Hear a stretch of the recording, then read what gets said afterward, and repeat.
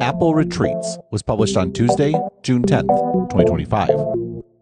If WWDC's opening video, which cast Apple executives as characters in the upcoming F1 movie, with Senior Vice President of Software Engineering Craig Federighi in the starring role, was a bit of a fever dream, then the opening of Federighi's presentation of Apple's annual software updates had the air of a regretful admission the morning after that mistakes had been made. To Federighi and Apple's credit, there was no attempt to dance around the fact that last year's WWDC ended up being a fever dream in its own right. Apple promised a litany of AI-enabled features, particularly for Siri, that have not and may not ever ship. Federighi, after listing the basic and hardly groundbreaking Apple Intelligence features that did ship, admitted right up front. As we've shared, we're continuing our work to deliver the features that make Siri even more personal. This work needed more time to reach our high-quality bar, and we look forward to sharing more about it in the coming year. That's only 2 sentences, of course, but the admission was notable and necessary. Last year's WWDC, which garnered high praise, including from yours truly, revealed that something is rotten in the state of Cupertino. That was the title of John Gruber's Daring Fireball article excoriating Apple for promising something it could not deliver.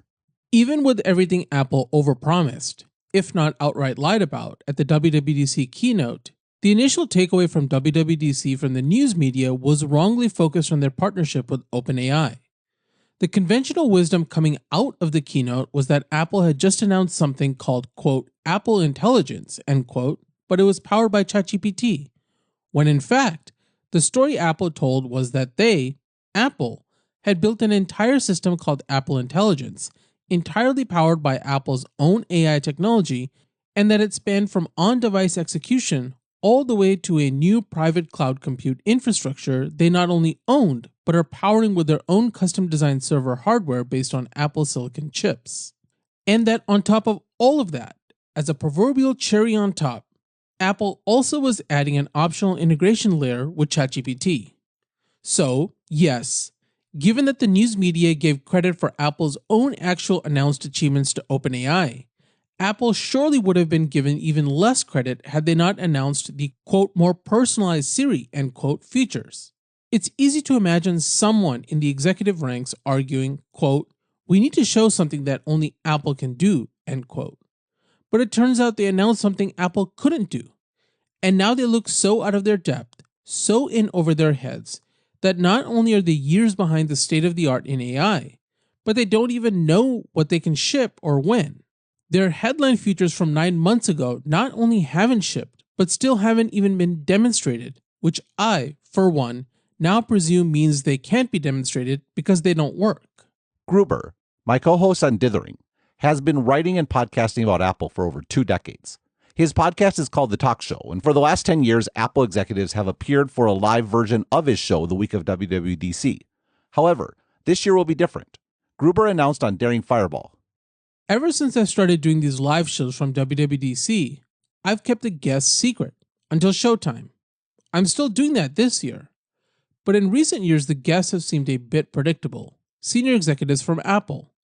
This year, I again extended my usual invitation to Apple, but for the first time since 2015, they declined. I think this will make for a fascinating show, but I want to set everyone's expectations accordingly. I'm invigorated by this. See you at the show, I hope. Neither Gruber nor obviously Apple said why the invitation was declined, but it was hard to not draw a line to Gruber's viral article. Marco Arment said Apple was retreating to safety. Maybe Apple has good reasons, maybe not. We'll see what their WWDC PR strategy looks like in a couple of weeks. In the absence of any other information, it's easy to assume that Apple no longer wants its executives to be interviewed in a human, unscripted, unedited context that may contain hard questions, and that Apple no longer feels it necessary to show their appreciation to our community and developers in this way. I hope that's either not the case, or it doesn't stay the case for long. This will be the first WWDC I'm not attending since 2009, excluding the remote 2021, of course. Given my realizations about my relationship with Apple and how they view developers, I've decided that it's best for me to take a break this year, gain some perspective, and decide what my future relationship should look like. Maybe Apple's leaders are doing that too. My biggest takeaway from WWDC is that Arment got it right. Apple is indeed, quote-unquote, retreating to safety. Retreating might, however, be exactly the right thing to do. Apple's retreat to its core competency. The headline feature of WWDC this year was Liquid Glass, a new unified design language that stretches across its operating systems. I will reserve judgment on Liquid Glass's aesthetics and usability. Gruber likes it, but I am not one to install developer betas on my devices. But will make 3 meta observations. First, handcrafted UI overhauls are the polar opposite of the probabilistic world of generative AI. One is about deep consideration and iteration resulting in a finished product. The other is about in-the-moment token prediction resulting in an output that is ephemeral and disposable. Both are important and creative, but the downsides of that creativity, unfamiliarity in edge cases versus hallucination and false confidence, are themselves diametrically opposed. Apple's historical strengths have always been rooted in designing for finality. In my first year of Stratechery, I did a SWOT analysis of the big tech companies and said about Apple, quote, Apple's product development process is wonderful for developing finished products, but that same process doesn't work nearly as well when it comes to building cloud services. Cloud services are never quote unquote done. They are best developed by starting with a minimum viable product and then iterating based on usage. This is precisely opposite of what it takes to design a piece of hardware, and it's a big reason why Apple struggles so much with cloud services, and why other services companies struggle with products. The canonical example of this, of course, was the Mobile Me launch, which was delivered fully formed and which, when faced with real-world usage, crashed and burned. Apple's latest offerings are better, but still suffer from too much internal development time per release. This is a hard problem to fix because it touches the core of what makes Apple Apple. End quote. I think it matters whether or not Liquid Glass is good, because it will be a testament about the state of Apple's strengths. The point for this article, however, is that WWDC was a retreat to those strengths, away from a technology that is very much in line with Apple's historical weaknesses. Footnote. See also 2016's The Curse of Culture, which is very prescient about Apple and Google's challenges with AI. End quote. Second, the core premise of the Liquid Glass redesign is leveraging Apple's integration of hardware and software. This is how Vice President of Human Interface Design, Alan Dye, introduced Apple's new design language. Now, with the powerful advances in our hardware, silicon, and graphics technologies, we have the opportunity to lay the foundation for the next chapter of our software. Today, we're excited to announce our broadest design update ever. Our goal is a beautiful new design that brings joy and delight to every user experience, one that's more personal and puts greater focus on your content, all while still feeling instantly familiar. And for the first time, we're introducing a universal design across our platforms. This unified design language creates a more harmonious experience as you move between products, while maintaining the qualities that make each unique. Inspired by the physicality and richness of visionOS, we challenged ourselves to make something purely digital feel natural and alive, from how it looks to how it feels as it dynamically responds to touch. To achieve this, we began by rethinking the fundamental elements that make up our software. And it starts with an entirely new expressive material we call liquid glass. With the optical qualities of glass and a fluidity that only Apple can achieve, it transforms depending on your content or even your context and brings more clarity to navigation and controls. It beautifully refracts light and dynamically reacts to your movement with specular highlights. This material brings a new level of vitality to every aspect of your experience. From the smallest elements you interact with to larger ones, it responds in real time to your content and your input, creating a more lively experience that we think you'll find truly delightful. Elements once considered for rectangular displays have been redesigned to fit perfectly concentric with the rounded corners of the hardware. This establishes greater harmony between our software and hardware, where thoughtfully considered groups of controls free up valuable space for your content. Liquid glass is translucent and behaves just like glass in the real world. Its color is informed by your content and intelligently adapts between light and dark environments.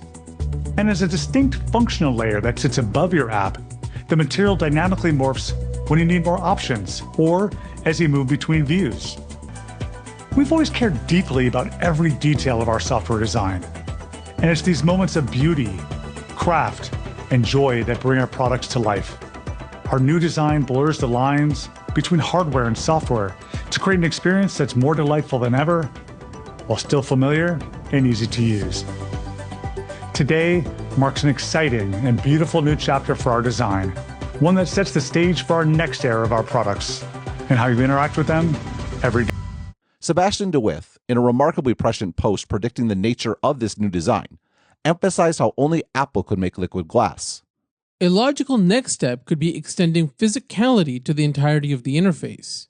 We do not have to go overboard in such treatments, but we can now have the interface inhabit a sense of tactile realism. Philosophically, if I was Apple, I'd describe this as finally having an interface that matches the beautiful material properties of its devices. All the surfaces of your devices have glass screens. This brings an interface of a matching material, giving the user a feeling of the glass itself coming alive. The interfaces of computers of the future are often surprisingly easy to imagine. We often think of them and feature them in fiction ahead of their existence. Our iPhone resembles a modern Star Trek tricorder. Many modern AI applications resemble the devices in sci-fi movies like Her and, depressingly, Blade Runner 2049. It's not surprising, then, that concept interfaces from the likes of Microsoft often feature quote-unquote glass fiction. The actual interface is unfortunately not nearly as inspired with such life and behavioral qualities. The reason is simple. Not only is the cool living glass of the video way over the top in some places, but few companies can actually dedicate significant effort towards creating a hardware to software integrated rendering pipeline to enable such UI innovations. Only Apple could integrate sub-pixel anti-aliasing and never interrupted animations on a hardware level to enable the dynamic island and gestural multitasking. Only Apple can integrate two operating systems on two chips on Vision Pro so they can composite the dynamic materials of the Vision OS UI. And perhaps only Apple can push the state-of-the-art to a new interface that brings the glass of your screen to life. DeWith's prescience actually gives me great hope for liquid glass. The best innovations are obvious to those who understand what is just becoming possible, and Apple's integration has and continues to be a meaningful advantage for things like user interfaces. Third, Apple CEO Tim Cook has for a long time extended his framing of Apple's differentiation to be the integration of hardware, software, and services. But while that is certainly true from a financial perspective, I've long had a hard time buying that the services component made for better products. As I noted above, Apple's services have typically been something to be endured, as opposed to a reason to buy their devices, and the Surrey debacle has only emphasized that point. What is much more compelling, and the fact that liquid glass is a design language meant to unify Apple's devices speaks to this, is the integration of Apple's devices with each other. Every Apple product you buy is enhanced by the purchase of additional Apple products. To that end, one of the coolest parts of the WWDC presentation was about continuity, Apple's brand for features that connect various Apple products. Let's talk about the power of continuity. Continuity helps you work seamlessly across Apple devices, and we're excited to introduce two new continuity features. First, we're bringing live activities to Mac. So if you've ordered Uber Eats on your iPhone, the live activity also appears in the menu bar. And when you click, the app opens in iPhone mirroring, so you can take action directly on your Mac. We're also enhancing the calling experience by bringing the Phone app to Mac. You can conveniently access your familiar content, like recents, contacts, and voicemail, synced from iPhone, and easily make a call with just a click. Incoming calls look beautiful on the bigger screen, featuring stunning contact posters of your friends and family. And the Phone app on Mac includes all the great updates we talked about earlier, like Hold Assist, call screening, and live translation. So that's what's new in continuity. These sorts of features aren't going to change the world. They are, though, features that I can absolutely see making my life better and more convenient on an ongoing basis. And, to the broader point, they are features that only Apple can do. More generally, yes, a focus on UI design is a retreat from the Gen AI bridge to the future. That future, however, will start from the devices we still use all day, every day. And Apple focusing on making those devices better is a retreat that I expect will have far more positive impact on my life than the company struggling to catch up in AI. Apple's retreat to empowering developers and partners. That's not to say there weren't some notable AI announcements in Apple's keynote. First, Apple announced the Foundations Models Framework. This year, we're doing something new, and we think it's going to be pretty big.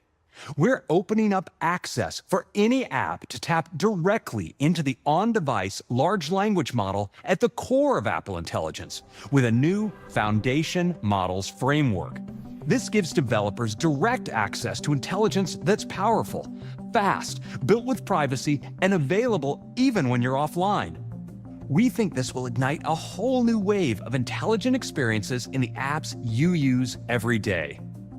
For example, if you're getting ready for an exam, an app like Kahoot can create a personalized quiz from your notes to make studying more engaging. And because it uses on-device models, this happens without cloud API costs. Or perhaps you're camping off-grid, poring over the hikes you downloaded to All Trails. Just describe what you're in the mood for, and All Trails can use our on-device models to suggest the best option. We couldn't be more excited about how developers can build on Apple Intelligence to bring you new experiences that are smart, available when you're offline, and that protect your privacy. It's important not to oversell the capabilities of Apple's on-device AI models. Of course, developers who want to create something that is competitive with the output of something like ChatGPT will need to use cloud-based AI APIs. That reality, however, applies to Apple as well. Part of the folly of the initial Apple Intelligence approach is that Apple was promising to deliver beyond state-of-the-art capabilities on the cheap, using its users' processors and power. What is compelling about the Foundation Models framework is how it empowers small developers to experiment with on-device AI for free. An app that wouldn't have AI at all for cost reasons now can. And if that output isn't competitive with cloud AI, then that's the developer's problem, not Apple's. At the same time, by enabling developers to experiment, Apple is the big beneficiary of those that discover how to do something that is only possible if you have an Apple device. Second, Apple deepened its reliance on OpenAI, incorporating ChatGPT's image generation capabilities into Image Playground and adding ChatGPT analysis to visual intelligence. There is still no sign of the long-rumored Gemini integration or the ability to switch out ChatGPT for the AI provider of your choice. But the general trend towards relying on partners who are actually good at building AI is a smart move. Third, Apple is also incorporating ChatGPT much more deeply into Xcode, its integrated development environment, IDE, for building apps for Apple platforms. Developers can also plug in other models using API keys. Xcode still has a long ways to go to catch up to AI-first IDEs like Cursor. But again, partnering with foundational model makers is a far smarter strategy than Apple trying to do everything itself. These are, to be sure, obvious moves, but that doesn't make them any less important, both in terms of Apple's future and also with regard to the theme of today's article. Apple's initial success with the Apple II was because of third-party developers, and developers were critical to making the iPhone a sustainable success. Trusting developers and relying on partners may be a retreat from Apple's increasing insistence on doing everything itself, but it is very much a welcome one. Apple's forced retreat to App Store sanity. Apple didn't say much about the App Store in the keynote, but they did announce a new games app. MG Siegler theorized late last month that this may be laying the groundwork for splitting up games from the rest of the App Store. What if this new gaming-focused app, let's just call it Game Store, is not only meant to unify Apple's gaming-focused efforts, but also to separate them from the App Store itself? Why might Apple do this? Because this would allow them to more easily differentiate between the two and, importantly, give the two independent policies. That means that Apple could, say, drop the rate developers have to pay when it comes to revenue share in the App Store while keeping it the same as it is now in the Game Store. And that matters because actually, gaming makes up some 2/3 of Apple's App Store revenue at the moment, between paid downloads and in-app purchases, but it's predominantly the latter. It's the actual key to Apple's model for this segment of the services business. And guess what else is true? In gaming, a 70-30 split is a well-established norm. In fact, it's where Apple's own App Store split originates from, by way of iTunes, which also copied the model back in the day. Yes, there are others who have tried to disrupt this split, notably Epic, but Apple has a much stronger case for a 70-30 split when it comes to gaming than it now does for the overall app ecosystem. So hear me out. The Game Store keeps the 70-30 model and the App Store moves to something more like 85-15 as the standard, matching Apple's current convoluted system for small developers with various arbitrary thresholds. Perhaps for smaller developers, Apple even drops it to 90-10. Apple did not announce such a shift yesterday, but the infrastructure is now in place to do exactly what I've advocated for years. Treat games differently from other apps. Gaming revenue is almost entirely based on zero marginal cost content, and games are more susceptible to abuse and more likely to be used by kids. I don't mind Apple's more heavy-handed approach in that case, and, as Siegler notes, this level of control is the industry standard for other gaming platforms like consoles. In other words, Apple should retreat from trying to take a cut of everything digital and instead act like a console maker where appropriate, and a more neutral computer platform for everything else. Unfortunately for Apple, keeping console-level control of games may no longer be possible, particularly after the Ninth Circuit Court of Appeals denied Apple's request for a stay of Judge Yvonne Gonzalez-Rogers' order lifting anti-steering restrictions on all apps, including games. The functional outcome of Gonzalez-Rogers' order is a retreat by Apple from its overbearing control of app monetization, albeit not one Apple is engaged in willingly. Once again, however, a retreat is exactly what Apple needs. The company has gone too far with the App Store, not only embittering developers and losing court cases, but also has put its fundamental differentiation at risk. I warned the company of exactly this in 2021's Integrated Apple and App Store Risk. Quote, "This is where the nuance I discussed in App Store arguments becomes much more black and white. Yes, Apple created the iPhone and the App Store and, under current U.S. Antitrust doctrine, almost certainly has the right to impose whatever taxes it wishes on third parties, including 30% on purchases in the first year of subscriptions, and completely cutting off developers from their customers. Antitrust law, though, while governed by Supreme Court precedent, is not a matter of constitutionality. It stems from laws passed by Congress, and it can be changed by new laws passed by Congress. One of the central planks of many of those pushing for new laws in this area are significant limitations on the ability of platforms to offer apps and services, or integrate them in any way that advantages their offerings. In this potential world, it's not simply problematic that Apple charges Spotify 30%, or else forces the music streaming service to hope that users figure out how to subscribe on the web, even as Apple Music has a fully integrated sign-up flow, no 30% tax. It is also illegal to incorporate Apple Music into SharePlay or Shared With You or Photos, or in the most extreme versions of these proposed laws, even have Apple Music at all. This limitation would apply to basically every WWDC announcement. Say goodbye to QuickNote or SharePlay as an exclusive service, or any number of Apple's integrated offerings. I think these sorts of limitations would be disappointing as a user. Integration really does often lead to better outcomes sooner, and would be a disaster for Apple. The entire company's differentiation is predicated on integration, including its ability to abuse its App Store position, and it would be a huge misstep if the inability to resist the latter imperiled the former. This, more than anything, is why Apple should rethink its approach to the App Store. The deeper the company integrates, the more unfair its arbitrary limits on competing services will be. Isn't it enough that Spotify will never be as integrated as Apple Music, or that 1Password will not be built in like Keychain, or that Simple Note will only ever be in its sandbox while Apple Notes is omnipresent? Apple, by virtue of building the underlying platform, has every advantage in the world when it comes to offering additional apps and services, and the company at its best leverages that advantage to create experiences that users love. In this view, demanding 30% in total control of the users of its already diminished competition isn't simply anti-competitive. It is risking what makes the company unique." End quote. This is exactly what is happening in Europe. The DMA requires Apple to open up a whole host of capabilities that undergird its integration both on individual devices and especially between devices, and Apple is signaling that it will simply remove those features in the EU. That is one way to solve the company's DMA issues, but the cost is severe. In one of Apple's largest markets, it can't actually deliver on the differentiation that, earlier in this article, I was celebrating its retreat to. Retreat and reset. The biggest part of WWDC, and the biggest part of this article, was about Liquid Glass, which has drawn some unflattering comparisons to past Microsoft operating system releases. The Windows Vista update with AeroGlass was a huge part of my childhood, so I'm getting serious flashbacks. Again, I'll withhold judgment on Liquid Glass until it ships, but there is another Microsoft OS comparison I've been thinking about recently. To me, last year's Siri disaster is a lot like Windows 8. Windows 8 was an attempt to leverage Microsoft's large PC install base into a competitive position in touch-based devices, and it did not go well.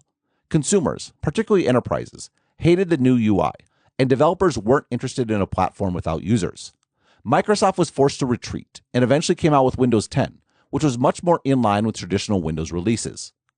What was more important was what was happening behind the scenes at Microsoft.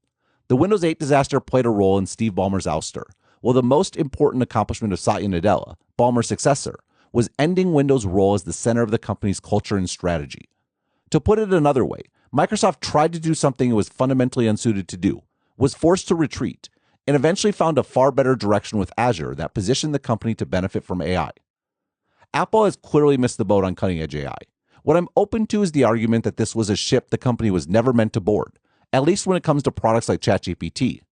Meanwhile, I've long been convinced that Apple has gone too far in its attempt to control everything even tangentially related to its devices.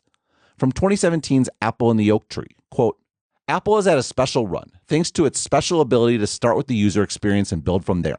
It is why the company is dominant and will continue to be so for many years. Apple as an entity, though, is not special when it comes to the burden of success. There will be no going back to rip, mix, burn or its modern equivalent. In short, Apple is no longer the little reed they were when Jobs could completely change the company's strategy in mere months. The push towards ever more lock-in, ever more centralization, ever more ongoing monetization of its users, even at the cost of the user experience, if need be, will be impossible to stop for Tim Cook or anyone else. After all, such moves make Apple strong, until, of course, they don't. End quote. To that end, while I understand why many people were underwhelmed by this WWDC, particularly in comparison to the AI extravaganza that was Google I/O, I think it was one of the more encouraging Apple keynotes in a long time. Apple is a company that went too far in too many areas and needed to retreat. Focusing on things only Apple can do is a good thing. Empowering developers and depending on partners is a good thing. Giving even the appearance of thoughtful thinking with regards to the App Store, it's a low bar, is a good thing. Of course we want and are excited by tech companies promising the future. What is a prerequisite is delivering in the present, and it's a sign of progress that Apple retreated to nothing more than that.